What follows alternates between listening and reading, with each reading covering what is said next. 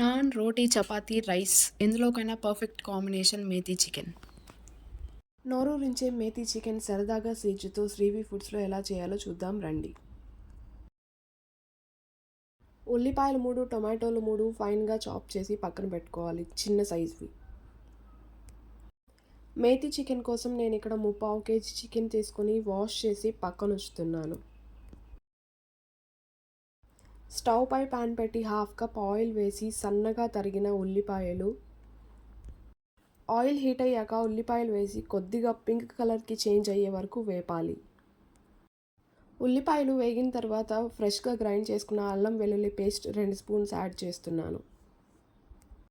అల్లం వెల్లుల్లి పేస్ట్ పచ్చివాసన పోయే వరకు బాగా వేపాలి.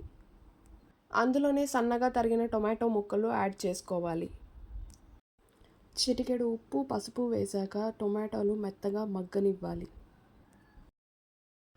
మసాలా వేగిన తర్వాత కడిగి పక్కనుంచిన చికెన్ వేసి రుచికి సరిపడా ఉప్పు వేసి 5 నిమిషాల పాటు లో ఫ్లేమ్లో ఉడికించాలి. ఈ స్టేజ్లోనే చికెన్ దాదాపు 60% ఉడికిపోతుంది.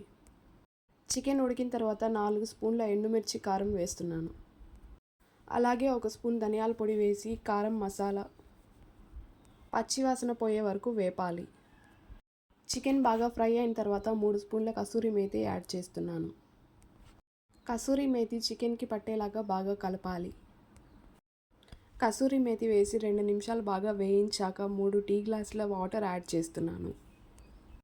చికెన్ని ఇలా ఉడికించినప్పుడు కావాల్సిన థిక్ గ్రేవీ కన్సిస్టెన్సీ వస్తుంది. 90% ఉడికిపోతుంది. ముక్క సాఫ్ట్ అండ్ జ్యూసీగా నోరూరించే మేథీ ఫ్లేవర్తో చాలా బాగుంటుంది. మీరు ఒకసారి ట్రై చేసి ఎలా కుదిరిందో కమెంట్స్లో చెప్పండి. Please subscribe to Srivi foods.